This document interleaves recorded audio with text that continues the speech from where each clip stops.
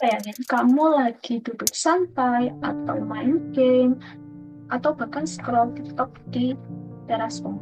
Kamu ngerasa aman, tapi tanpa tahu jauh-jauh di bawah kita itu ada besi cair yang sangat panas bergerak dengan kecepatan yang sangat tinggi.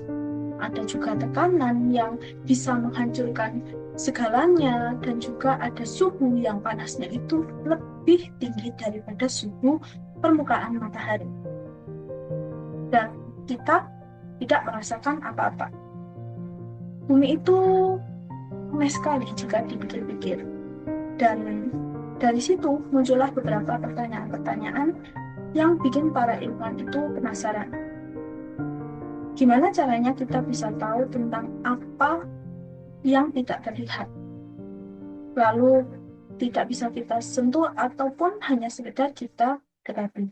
Dan jawabannya itu ada di bidang ilmu, yakni ilmu geofisika. Dan hari ini bersama saya, Indanu Fitria dengan NRP 501720103 dari kelas pemodelan data geofisika B, kita akan ngobrolin ya, sebuah buku yang mencoba untuk menjawab pertanyaan-pertanyaan itu tadi dengan cara yang surprisingly mudah dicerna. Dan ini dia buku dari William Lowry yang berjudul Geophysics: A Very Short Introduction. Profesor dari ETH Zurich, salah satu universitas teknik terbaik di dunia.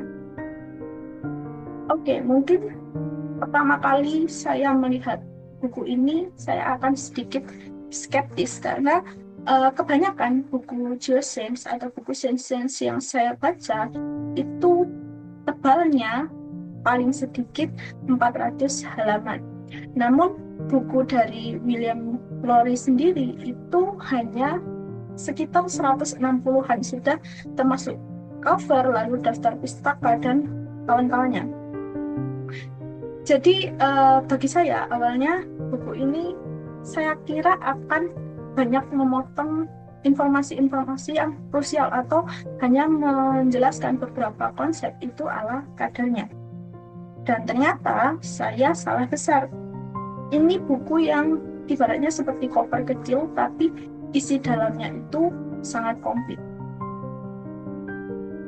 Dari struktur bumi, gelombang seismik, medan magnet, gravitasi, sampai bagaimana para ilmuwan itu bisa membuat peta bawah tanah tanpa pernah menyekop 1 meter pun tanah di bawah kita. Dan yang membuat saya semakin respect dengan buku ini, penulisnya yakni Lowry itu tidak menulis untuk orang-orang yang sudah mengerti fisika. Dia itu menulis untuk siapapun yang penasaran tentang ilmu kebumian atau ilmu geoscience dan yang mau mengerti bumi lebih dalam lagi, tapi tidak mau terjebak di lautan rumus seperti di kebanyakan buku-buku geofisika ataupun geoscience lain. Dan jujur, saya awalnya juga sempat takut akan bosan ketika membaca buku ini karena geofisika sendiri itu terdengar sangat berat konsep-konsepnya. Tapi ternyata Lowry itu punya gaya bercerita atau gaya penulisan yang cukup manusiawi, di mana nantinya akan kita bedah per chapter hari ini. Dan nanti di akhir saya juga akan memberikan pendapat jujur saya mengenai buku ini, apakah worth it buat dibaca dan cocok buat siapa, dan jika kamu mahasiswa geoscience ataupun geofisika, apakah buku ini cukup untuk pemahaman kita sebagai mahasiswa geoscience atau kita itu perlu buku yang lebih banyak halamannya dibandingkan bukunya Lowry ini. Dan semua itu akan kita bahas sekarang. Oke, kita masuk ke chapter yang pertama. Dan dari judulnya itu cukup simple, yakni What is Geophysics? Sekarang seperti yang sudah saya katakan di awal, jika kita banyak membaca buku geoscience ataupun sains populer lainnya, tentunya buku-buku di bab awal atau di chapter pertama itu tentunya akan membahas sejuta definisi ataupun sejuta sejarah yang ternyata nanti ujung-ujungnya membuat kita akan mengantuk membaca bukunya. Tapi Lowry buka chapter ini dengan cara yang sama sekali tidak saya duga. Nah, Lowry sendiri background-nya adalah seorang profesor. Dia tidak langsung memberikan ribuan definisi tadi ataupun rumus-rumus yang langsung diberikan dalam satu kali duduk. Tapi dia bercerita. Jadi cerita awalnya dia bercerita tentang dirinya sendiri. Jadi pada tahun 1961 dia merupakan fresh graduate dari program studi fisika dari Skotlandia. Dan tiba-tiba dia turun dari sebuah float plane, pesawat kecil yang mendarat di danau di hutan Manitoba di Kanada yang jauh dari perkotaan dan juga sivilisasi. Teman kerjanya itu hanya 5 orang Indian Cree dan 1 orang juru masak. Dan tugasnya Lowry sendiri itu hanya memakai alat geofisika untuk mencari deposit nikel yang ada di bawah hutan Manitoba itu sendiri, 80 km dari kota terdekat. Dan dari situlah kata Lowry sendiri, hidupnya itu berubah. Dari yang semula dia itu hanya fisikawan biasa, sekarang dia bisa jadi seorang geofisikawan. Dan seriously, this is that I'm not expecting from a science book. Dan justru itu yang bikin aku langsung kehook sama bukunya William Lowry. Baru setelah cerita itu, Lowry memberikan definisi apa itu geofisika. Dan definisi ini perlu kamu catat jika kamu baru pertama kali mendengar istilah geofisika. Jadi William Lowry itu menyatakan bahwa geofisika adalah cabang ilmu bumi yang menggunakan metode atau prinsip-prinsip fisika untuk menyelidiki bagaimana sifat-sifat fisik bumi dan proses-proses yang membentuk serta terus mengatur evolusi dari bumi. Jadi simpelnya geofisika itu adalah fisika, tapi objeknya adalah bumi. Dan bumi sendiri itu kompleks. Kita tidak bisa menaruh bumi itu di laboratorium. Jadi kita tidak bisa mengontrol kondisi bumi. Alam yang menentukan aturannya dan kita sebagai geofisikawan itu yang harus mengikuti aturan main tersebut, bukan justru menentangnya. Lowry juga menjelaskan jika geofisika itu sebenarnya bukan ilmu baru dan bahkan dia itu jauh sudah ada sebelum kata fisika itu sendiri dan para filsuf alam yang mengutak-atik pertanyaan yang sama. Nah, nama-nama besar seperti Copernicus, lalu ada Kepler, Galileo, William Gilbert, sampai Newton, mereka semua itu menyumbang sesuatu ke geofisika. Mulai dari Copernicus dengan teori model tata suryanya, lalu geomagnetisme, sampai teori yang paling umum yaitu teori gravitasi oleh Newton yang sering kita dengar. Lalu yang membuat geofisika modern itu berbeda adalah revolusi plate tectonics di tahun 1960-an.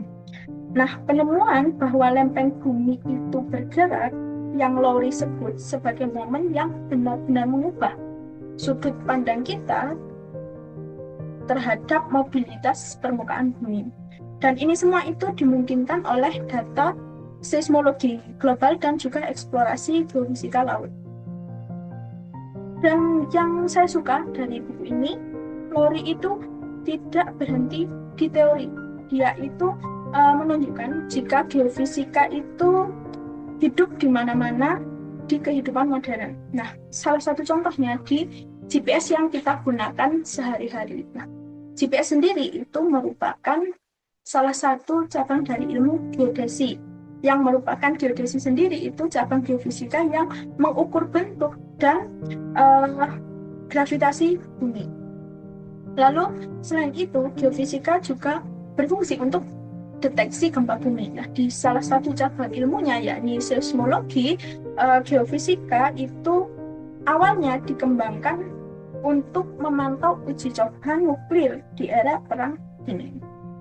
Bahkan perusahaan minyak dan pertambangan itu menggunakan metode geofisika untuk mencari sumber daya di bawah permukaan, dan feedback dari industri minyak ataupun pertambangan itu kembali lagi memperkaya ilmu geofisika itu sendiri. Nah, simbiosis inilah yang sangat menarik dari ilmu geofisika. Lalu untuk bagian yang paling menjadi jantung chapter kali ini, di tengah semua sejarah dan definisi yang Lori jelaskan, ada satu kalimat yang dikatakan Lori yang menurut saya adalah the soul of this entire book. Jadi Lowry itu menyatakan bahwa in contrast to a physics experiment which can be conducted under carefully controlled laboratory conditions, a geophysical investigation is carried out under circumstances that are set by nature and cannot be completely controlled.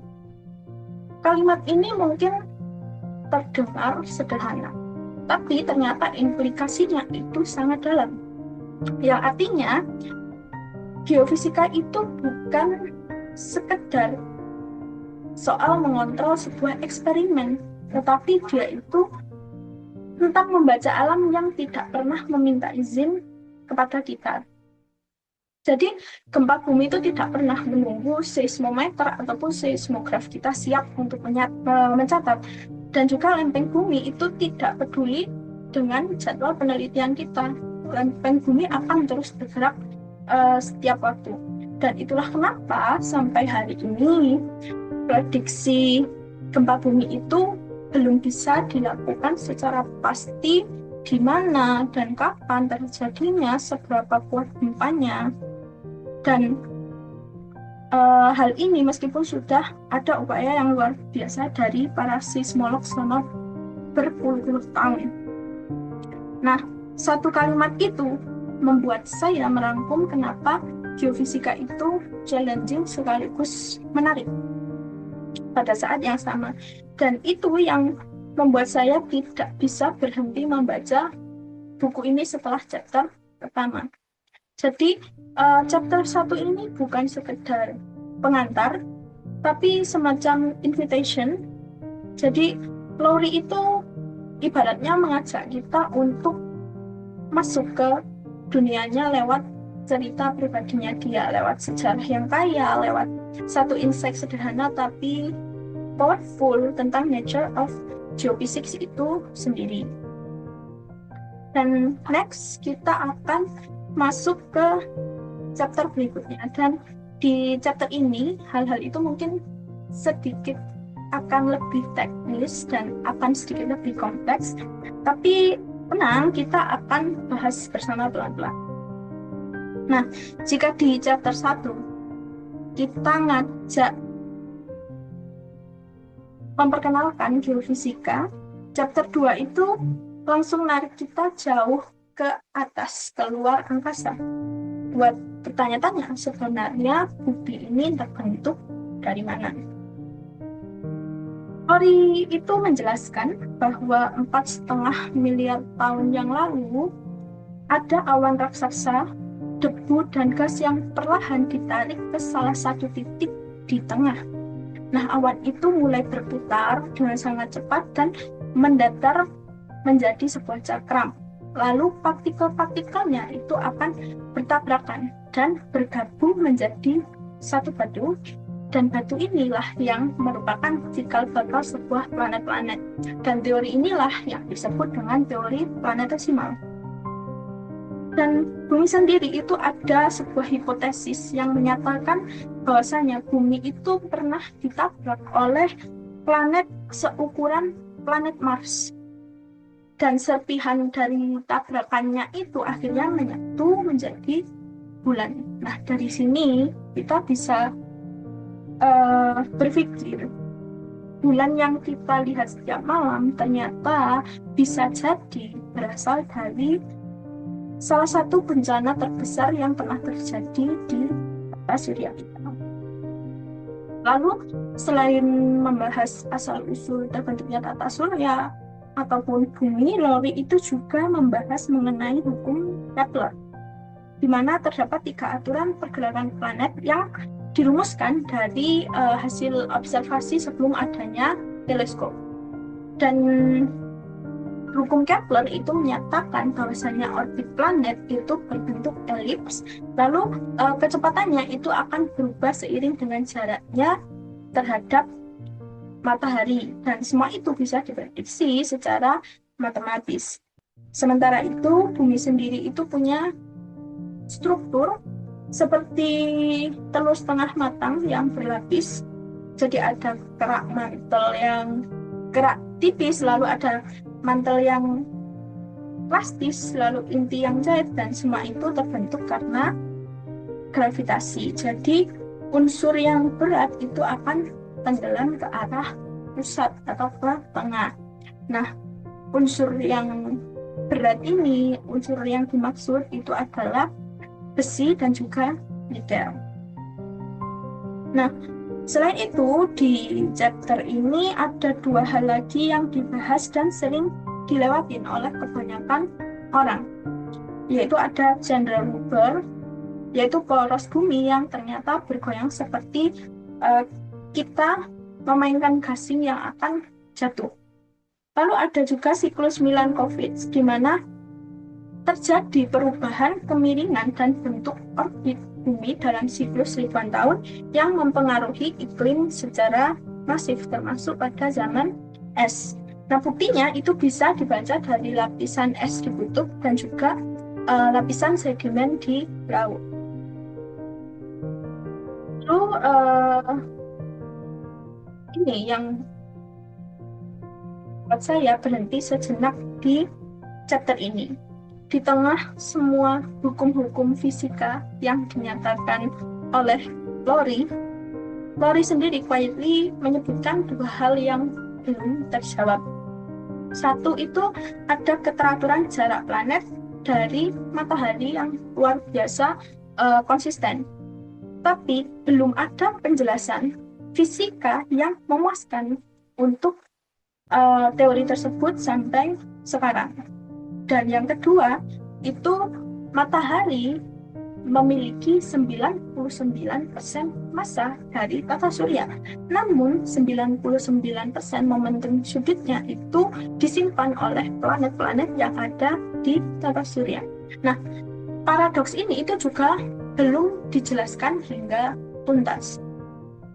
Nah, di buku yang biasanya itu penuh dengan jawaban, Lowry itu justru memilih untuk jujur soal pertanyaan yang masih terbuka, dan menurut saya itu adalah sikap yang paling ilmiah sekaligus paling humble yang bisa ditujukan oleh seorang saintis. Dan chapter 2 ini padat tapi tidak pernah terasa terburu-buru dalam menjelaskan. Lowry itu tahu persis mana yang harus dijelaskan secara mendalam, mana yang cukup jadi pintu masuk untuk pertanyaan-pertanyaan kritis kita di masa mendatang. Nah, di next chapter kita itu akan mulai masuk ke dalam bumi. Nah, jika bumi itu tubuh kita, tubuh manusia, seismologi itu ibaratnya seperti sebuah stetoskop. Dan chapter 3 ini membuat saya sebagai pembaca merasa bahwasanya ini adalah chapter yang paling dense atau paling padat sekaligus paling rewarding di buku kali ini. Itu memulai dengan menjelaskan bahwa gempa bumi itu menghasilkan 4 jenis gelombang seismik dan masing-masingnya itu memiliki karakteristik yang berbeda-beda. Jadi terdapat gelombang primer yang paling cepat bisa menembus cairan, tapi efek rusaknya yang paling kecil. Lalu ada juga gelombang es atau gelombang sekunder dia bergerak secara horizontal dan tidak bisa melewati cairan. Tapi gelombang ini yang bisa menyebabkan gedung itu roboh ketika terjadi gempa bumi. Lalu ada juga gelombang permukaan, yakni gelombang Rayleigh dan juga gelombang Love yang merambat di permukaan bumi, dan kedua gelombang inilah yang sangat destruktif karena dia berada di permukaan, tidak menjalankan energinya ke dalam bumi, sehingga energi yang ada di permukaan itu langsung besar. Nah, salah satu analogi yang Lori pakai dan saya suka itu, dia menjelaskan bahwasanya ketika terjadi gempa bumi itu seperti kita mendengarkan bel yang sedang berdenting. Jadi bumi itu bergetar seperti bel raksasa tersebut, dan diibaratkan bumi itu juga bergetar seperti bel yang sedang berdenting. Yang paling mind-blowing dari gelombang-gelombang itu, ilmuwan bisa memetakan apa yang ada di bawah permukaan tanpa harus menyentuh atau menggalinya satu sekopun. Caranya bagaimana? Caranya dengan melihat karakteristik gelombang yang sedang menjalar. Kita ambil contoh S-wave atau gelombang sekunder. Dia tidak bisa menembus cairan. Jadi ketika seismolog itu membaca data lalu sadar akan adanya zona bayangan atau shadow S-wave zone, itu mereka bisa menyimpulkan di situ adalah inti yang cair. Dan dari situ terkuak struktur bumi yang berlapis, mulai dari kerak, mantel, lalu inti luar yang cair, dan inti dalam yang padat. Nah, terus juga ada nama-nama di balik penemuan ini yang menarik. Salah satunya itu ada Gutenberg yang di tahun 1914 sempat menghitung kedalaman inti dengan akurasi yang luar biasa. Lalu juga ada seorang seismolog dari Denmark, yakni Lehmann, yang pada tahun 1936 itu menemukan bukti adanya inti dalam yang solid dan juga inti luar yang cair. Lori sendiri itu juga membahas mengenai seismik tomografi yang teknik dan prinsipnya mirip dengan CT scan yang dilakukan pada manusia di rumah sakit. Tapi di sini objeknya adalah planet kita, yaitu bumi. Nah, dari penyimpangan kecil waktu tempuh gelombang seismik atau arrival time-nya, ilmuwan itu bisa membuat sebuah peta 3 dimensi temperatur dan komposisi yang ada di dalam bumi. Nah, hasilnya itu kita bisa literally melihat lempeng samudra yang menujam masuk ke dalam mantel di zona subduksi, seperti di lempeng Pasifik yang melengkung masuk di zona Tonga Fiji. Lalu bagian yang menjadi jantung chapter kali ini, bagi saya ada momen di mana Lori itu menyebut mengenai seismic noise atau getaran latar belakang yang terus-menerus ada di seismometer. Jadi nilai-nilai getaran yang tercatat ini bukan berasal dari aktivitas seismik, ombak ataupun gelombang, geyser, angin, atau bahkan aktivitas manusia sendiri. Dan noise ini sendiri dulunya itu dianggap sebagai sebuah gangguan. Namun sekarang noise ini itu dimanfaatkan atau digunakan untuk analisis dan dijadikan sumber informasi tentang karakteristik yang ada di kerak bumi. Dan contoh paling ekstrimnya, teknik ini sempat dipakai di bulan. Jadi data noise seismik dari Apollo 17 tahun 1976 sampai 1977 itu dianalisis, dan dari situ ilmuwan itu bisa mengestimasi berapa ketebalan lapisan permukaan bulan, lalu jenis batuannya, yang dimana di sini dijelaskan bahwa jenis batuannya adalah regolith, dan juga penelitian ini atau analisis ini itu tidak dilakukan secara langsung di bulan atau tanpa perlu gempa bulan sama sekali.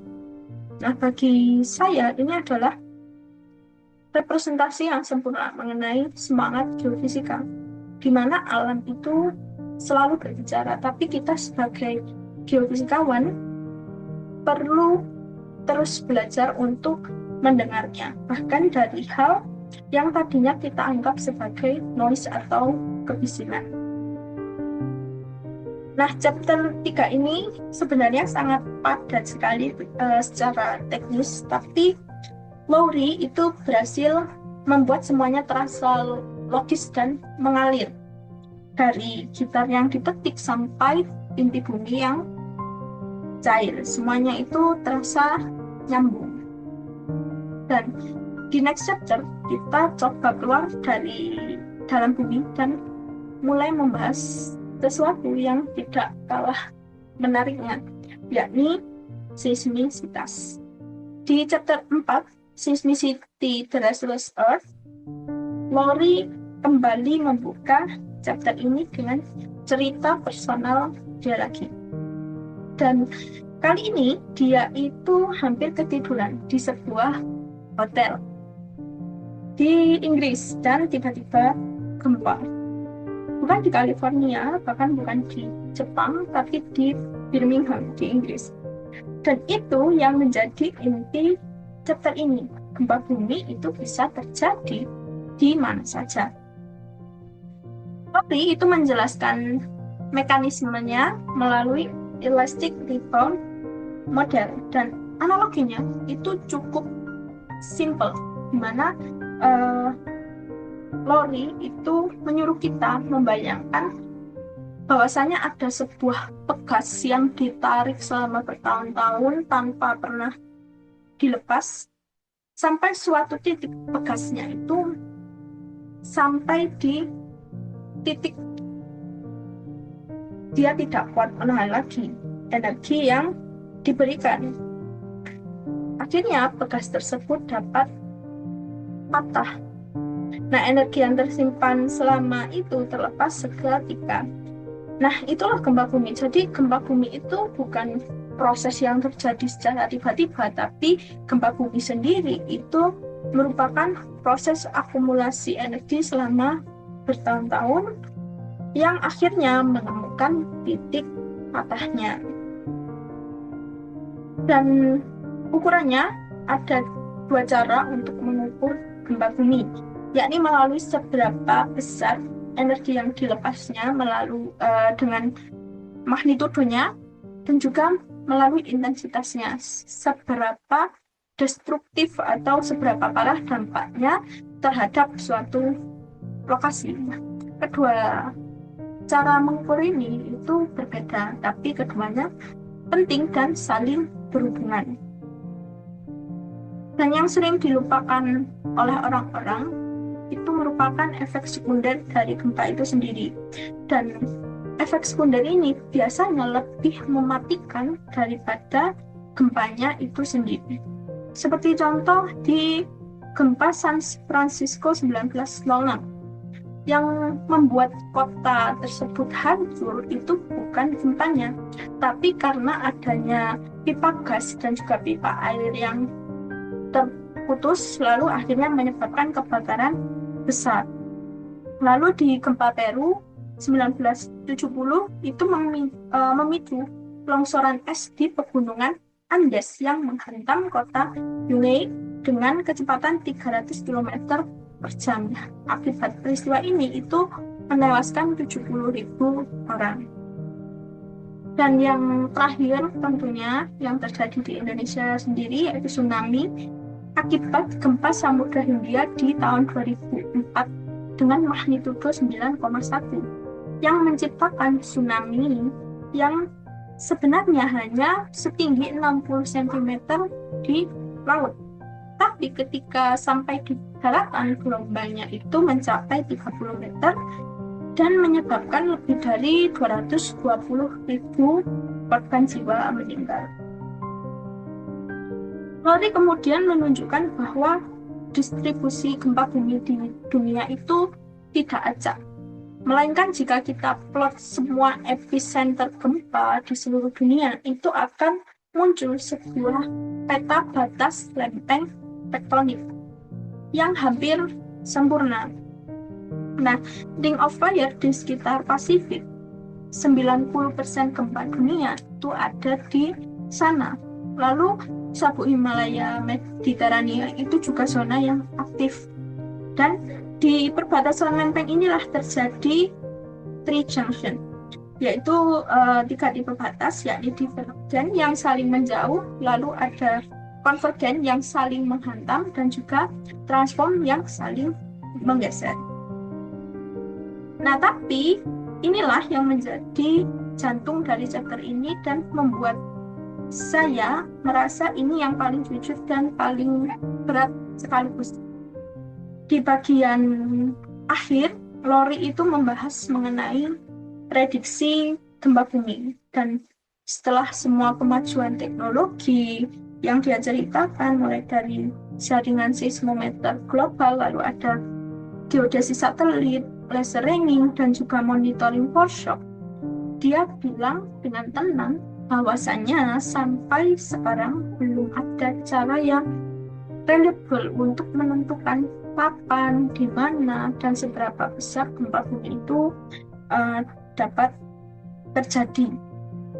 Bukan karena ilmuannya yang tidak cukup pintar, bukan juga karena alatnya yang kurang canggih, melainkan karena alam atau bumi itu sendiri merupakan sesuatu hal yang terlalu kompleks untuk kita pahami. Terlalu banyak variabel, terlalu banyak yang belum kita mengerti tentang bagaimana tekanan itu terakumulasi jauh di bawah subsurface. Nah, di tengah chapter yang penuh dengan pencapaian luar biasa sains, Lowry itu memilih untuk mengakhirinya dengan kerendahan hati, dan menurut saya ini jauh lebih powerful daripada kita berpura-pura bahwasanya kita itu sudah menemukan jawaban dari sesuatu yang memang belum pasti. Dan chapter 4 ini sendiri adalah yang paling dunia nyata sejauh ini karena dia yang paling banyak nama, angka, dan juga tragedi, tapi Lowry itu berhasil menyajikannya bukan sebagai daftar bencana, melainkan sebagai bukti betapa seriusnya kita perlu memahami bumi yang terus bergerak atau bumi yang dinamis di bawah kaki kita ini. Nah, pertanyaan simpel, kenapa kita itu lebih berat ketika dikutub dibandingkan di khatulistiwa? Jawabannya itu ada di chapter kali ini. Dan ternyata gravitasi itu jauh lebih kompleks dari yang kita pelajari di SMA. Dan inilah chapter 5, Gravity and the Figure of Earth. Lowry itu mulai dari sesuatu yang kelihatannya sepele untuk bumi. Ternyata bumi kita itu tidak berbentuk bulat sempurna, melainkan dia itu lebih tepat di kutubnya dan mengembung di bagian khatulistiwa karena adanya gaya sentrifugal dari rotasi bumi itu sendiri. Bedanya itu sangat kecil, sekitar 0,3% saja, tapi konsekuensinya tentunya sangat besar. Jadi gravitasi sendiri, Lowry itu menyatakan bukan sekedar tarikan ke bawah, tapi dia itu hasil kombinasi antara dua gaya, yakni gaya gravitasi yang mengarah ke pusat bumi dan juga gaya sentrifugal yang mengarah ke luar bumi akibat rotasinya tadi. Makanya arah bawah itu secara teknis hampir tidak pernah benar-benar lurus ke pusat bumi, kecuali di kutub dan juga di khatulistiwa. Dan karena kutub itu lebih dekat ke pusat massa bumi, plusnya di sana tidak ada gaya sentrifugal. Nah, karena hal inilah nilai gravitasi di kutub itu sekitar 0,5% lebih kuat dibanding khatulistiwa. Dia kecil, tapi tetap terukur. Lalu, di chapter kali ini, Lori juga mengenalkan konsep yang disebut dengan geoid. Geoid sendiri itu didefinisikan sebagai permukaan ekuipotensial gravitasi yang bentuknya mengikuti medan massa di dalam bumi. Jadi, simpelnya, geoid ini adalah permukaan imajiner di mana nilai potensial gravitasi itu sama di setiap titik, yang kurang lebih itu sesuai dengan rata-rata permukaan laut global. Geoid ini tidak rata, jadi ada tonjolan dan juga cekungan sampai lebih dari 100 meter dibanding elipsoid referensinya. Misalnya di India Selatan, itu geoidnya 106 meter di bawah elipsoid referensinya. Dan di New Guinea itu justru nilai geoidnya 60 meter di atas nilai elipsoid referensinya. Dan yang keren, sekarang kita bisa memetakan geoid ini dari luar angkasa. Jadi ada misi bernama misi GRACE, 2 satelit kembar yang jarak antara keduanya itu dimonitor sampai akurasi 10 mikrometer. Jadi dia bisa mendeteksi perubahan gravitasi bulanan, termasuk mencairnya es di kutub dan juga rebound kerak bumi setelah zaman es. Lalu satu konsep lagi yang Lori jelaskan dengan sangat baik di chapter kali ini adalah isostasi. Kita mungkin selama ini bertanya-tanya, kenapa gunung-gunung yang besar itu nggak bikin bumi kita ambles ke bawah? Nah, jawabannya karena mereka itu memiliki akar atau lapisan kerak yang lebih tebal namun lebih ringan yang menjorok ke bawah seperti gunung es di lautan. Jadi ibaratnya akar gunung ini atau mountain roots-nya itu sebagai pelampung. Jadi gunung itu secara harfiah mengapung di atas mantel yang plastis. Nah, bukti nyatanya itu ada di Skandinavia dan juga di Kanada. Selama ribuan tahun yang lalu, wilayah itu tertindih lapisan es setebal 1-2 kilometer. Nah, ketika es itu mencair sekitar 10.000 tahun yang lalu, sampai sekarang tanahnya itu masih terus naik ke atas. Nah, di beberapa tempat itu sampai 9 mm per tahun. Dan buminya sampai sekarang itu masih mencoba untuk memantul atau memulihkan lapisannya dari beban zaman es. Dan ini yang jadi jantung chapter kali ini menurut saya, karena di tengah semua hal teknis tentang koreksi gravitasi, elipsoid, geoid, Lori itu menyebut satu fakta yang menurut saya cukup menggelitik. Jadi konstanta gravitasi universal G, salah satu konstanta fundamental di fisika yang sering kita dengar, itu ternyata diukur dengan ketidakpastian 47 bagian per juta, yang dimana itu jauh lebih buruk dibandingkan hampir semua konstanta fundamental atau konstanta fisika lainnya yang umumnya diketahui ribuan kali lebih presisi. Yang artinya gravitasi adalah gaya yang paling kita sering rasakan tiap detik dalam hidup kita. Dan ironisnya itu adalah gaya yang paling sulit untuk kita ukur secara tepat, karena dia itu jauh lebih lemah dibandingkan gaya-gaya fundamental lainnya. Nah, bagi saya itu paradoks yang cukup menarik karena hal yang paling familiar ternyata adalah hal yang paling sulit untuk kita pahami. Jadi chapter 5 ini mungkin jadi chapter yang paling teknis sejauh ini, tapi Lowry itu berhasil mengembalikan kita ke gambaran besarnya, bahwa dari mengukur gravitasi kita itu bisa membaca sejarah iklim di masa lalu, pergerakan lempeng, bahkan sisa-sisa zaman es yang masih terasa di zaman kali ini. Lalu di chapter selanjutnya yang punya ceritanya sendiri yang tidak kalah mengejutkannya, yakni chapter 6 dengan judul Earth's Internal Heat. Jadi bumi itu ternyata panas bukan cuma di permukaan, tapi juga dari dalam. Ada mesin raksasa yang sudah menyala sejak 4,5 miliar tahun yang lalu dan belum mati sampai sekarang.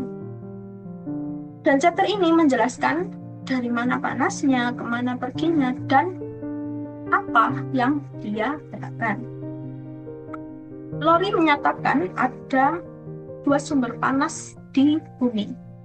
Yang pertama itu ada panas primordial, yakni sisa-sisa dari proses pembentukan bumi miliaran tahun yang lalu. Jadi waktu bumi masih dalam posisi meleleh penuh. Nah, sampai sekarang bumi itu masih terus mendingin dan panas itu perlahan bocor ke permukaan. Nah, yang kedua itu ada panas radiogenik yang dihasilkan secara berkelanjutan oleh peluruhan isotop radioaktif seperti uranium dan juga thorium yang ada di kerak dan mantel. Ini bukan sisa masa lalu, ini panas yang terus diproduksi hingga detik ini, dan kontribusi keduanya dalam menyumbang nilai panas itu diperkirakan hampir sama. Namun nilai pastinya itu masih belum diketahui. Nah, yang menarik dari chapter ini adalah bagaimana Lowry itu menyambungkan panas bumi ke tektonik lempeng. Jadi di punggungan tengah samudra itu kan terjadi sebuah gerakan divergen atau gerakan di mana 2 lempeng itu bergerak saling menjauh, dan magma panas itu akan naik ke permukaan menghasilkan aliran panas yang bisa mencapai lebih dari megawatt per meter persegi. Nah, kerak baru terbentuk di sana, lalu dia akan bergerak terus menjauh dari punggungan. Dia akan semakin mendingin dan menebal ketika menjauhi punggungan dan akan tenggelam kembali jika dia sampai di zona konvergen. Semakin tua keraknya, semakin rendah aliran panasnya, dan polanya mengikuti kurva matematis yang sangat konsisten. Dan di zona subduksi, lempeng yang dingin itu pasti akan meningkat densitasnya sehingga dia akan menujam kembali ke dalam mantel yang lebih panas sehingga menciptakan negative buoyancy, yang dimana beratnya sendiri itu akan menarik dia ke bawah. Nah, inilah yang Lowry sebut sebagai slab pull atau gaya dominan yang menggerakkan seluruh sistem lempeng tektonik. Lalu di dalam mantel panas itu bergerak lewat proses konveksi. Jadi material panas yang densitasnya rendah itu akan bergerak naik, dan yang mendingin lalu densitasnya bertambah kembali, dia akan bergerak turun membentuk sebuah sirkulasi raksasa yang berlangsung selama jutaan tahun. Jadi mantel itu dia padat secara seismik, tapi pada skala waktu geologis dia itu mengalir seperti fluida yang sangat kental. dengan viskositas sekitar 10 pangkat 22 Pascal second. Nah, untuk perbandingannya, air itu punya viskositas 1. Jadi, mantel itu 10 pangkat 22 kali lebih kental daripada air. Dan dari dasar mantel muncul sebuah mantle plum, yaitu kolom panas sempit yang naik menembus mantel dan membentuk hotspot di permukaan. Contoh dari hotspot di dunia nyata itu ada Hawaii dan juga ada Yellowstone. Nah, pulau-pulau vulkanik di tengah samudra yang jauh dari batas lempeng itu semua merupakan jejak perjalanan lempeng di atas plum yang diam. Jadi plumnya itu diam, tapi lempengnya yang bergerak di atas mantel. Dan inilah yang jadi jantung di chapter kali ini. Lori itu bilang bahwa total panas yang mengalir keluar dari bumi setiap tahun itu lebih dari 100 kali lebih besar dari energi elastis yang dilepas oleh semua gempa bumi yang terjadi. Dan 10 kali lebih besar dari energi yang hilang akibat perlambatan rotasi bumi oleh pasang surut. Tapi kita hampir tidak pernah merasakannya. Karena rata-rata aliran panas di bumi di permukaan itu cuma sampai 92 megawatt per meter persegi. Nah, itu sebanding dengan nyala lampu LED kecil yang tersebar di setiap meter persegi permukaan bumi. Di satu sisi itu kelihatan kecil, tapi kalikan dengan 510 juta kilometer persegi luas permukaan bumi. Totalnya itu sekitar 47.000 gigawatt, setara dengan 47.000 pembangkit nuklir besar yang bekerja sekaligus terus-menerus, diam-diam dan dari dalam bumi tidak pernah beristirahat. Dan semua itu, seluruh tektonik lempeng, seluruh medan magnet bumi, seluruh pergerakan benua itu ditenagai oleh panas yang nggak bisa kita sentuh dan hampir nggak bisa kita rasakan. Jadi chapter 6 ini sendiri adalah chapter yang bikin saya sadar bahwasanya bumi itu bukan objek yang pasif, melainkan dia adalah objek aktif yang sangat dinamis. Dia memiliki mesin, punya sirkulasi, punya kehidupan geologisnya sendiri. Nah, di next chapter ada medan magnet bumi yang ternyata juga ditenagai oleh panas yang baru saja kita bahas. Chapter 7, The Earth Magnetic Fields. Kompas yang sering kita pakai untuk hiking, lalu aurora di kutub, atau bahkan pelindung bumi dari radiasi matahari, semua itu merupakan satu fenomena yang sama. Dan chapter 7 ini adalah yang paling epic sejauh ini, karena medan magnet bumi itu bukan cuma pelindung, melainkan juga mesin waktu. Medan magnet bumi itu berasal dari inti luar yang cair, yang komposisinya itu adalah Fe dan juga Ni, yaitu besi dan juga nikel. Besi cair yang berputar dan terus berkonveksi di dalam bumi akan menghasilkan sebuah arus listrik yang menghasilkan medan magnet yang mempengaruhi aliran fluida lebih lanjut. Dan semuanya itu dalam satu siklus yang self-sustaining yang disebut dengan geomagnetic dinamo atau geodinamo. Nah, gaya Coriolis dari rotasi bumi membuat fluida yang ada di inti itu berputar membentuk kolom-kolom spiral. Nah, inilah yang menentukan geometri arus listrik di dalam inti dan akhirnya menentukan bentuk medan magnet yang ada di permukaan. Dan planet Venus itu tidak punya medan magnet yang signifikan karena kemungkinan rotasinya itu terlalu lambat untuk menggerakkan dinamo ini. Jadi arus listrik atau geodinamo itu tadi tidak bisa terbentuk di planet Venus. Di permukaan, medan magnet ini itu bisa diukur dan juga dipetakan. Salah satu anomali paling menarik adalah South Atlantic Anomaly. Jadi wilayah di Atlantik Selatan, di mana medan magnetnya lemah secara tidak normal, karena ada bagian di batas inti dan batas inti mantel yang medan magnetnya itu berbalik arah. Akibatnya di wilayah itu, perisai magnetik itu berubah dan radiasi dari luar angkasa itu bisa masuk lebih dekat ke permukaan. Jadi satelit komunikasi dan kru penerbangan yang melintasi kawasan tersebut berisiko lebih tinggi terkena radiasi, terutama saat matahari itu sedang aktif. Dan bagian yang paling bikin takjub di chapter ini itu ada paleomagnetisme. Jadi ketika batuan beku itu mendingin, dia itu akan merekam arah medan magnet bumi pada saat itu. Jadi seperti foto instan yang tersimpan di batu selama ratusan juta tahun.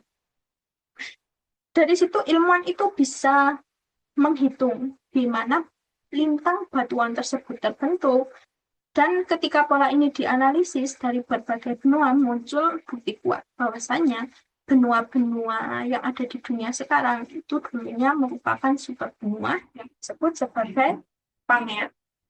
Nah, paleomagnetisme adalah salah satu bukti paling kuat untuk teori continental drift yang dulu itu dianggap sebagai teori yang kontroversial.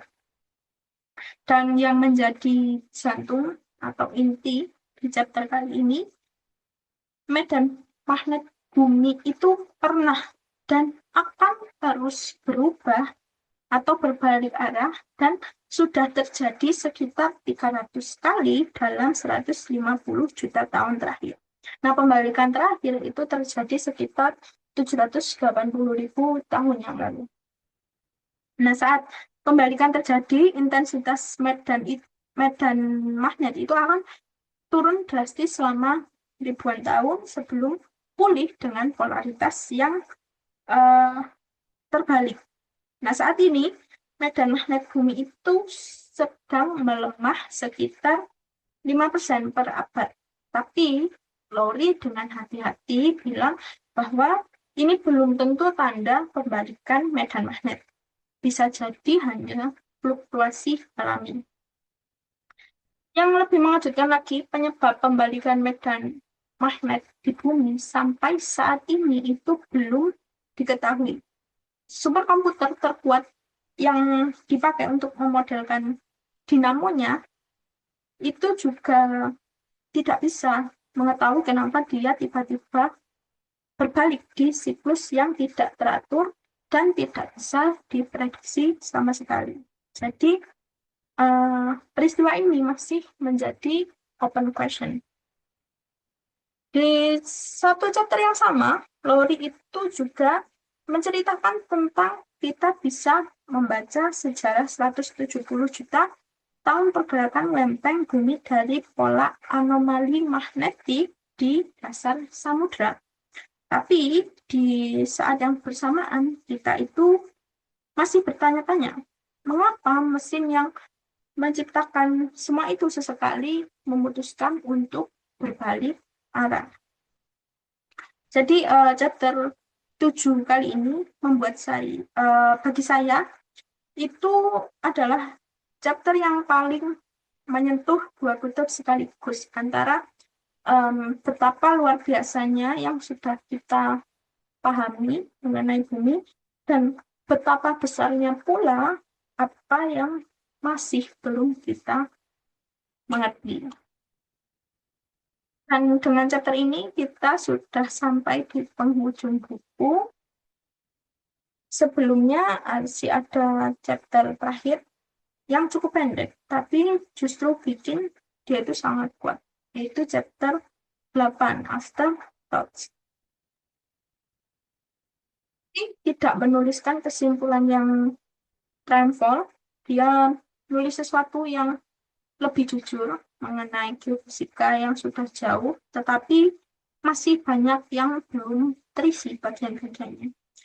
Dia mengingatkan kita bahwasanya teori-teori besar yang sekarang kita anggap jelas, seperti plate tektonik, selalu kontinental, drift itu semuanya pernah ditolak, diperdebatkan, dan butuh waktu puluhan tahun sebelum akhirnya diterima. Jadi, sains itu bukan sebuah garis lurus, dia itu berliku, lambat, dan kadang butuh satu bukti yang tepat untuk mengubah segalanya.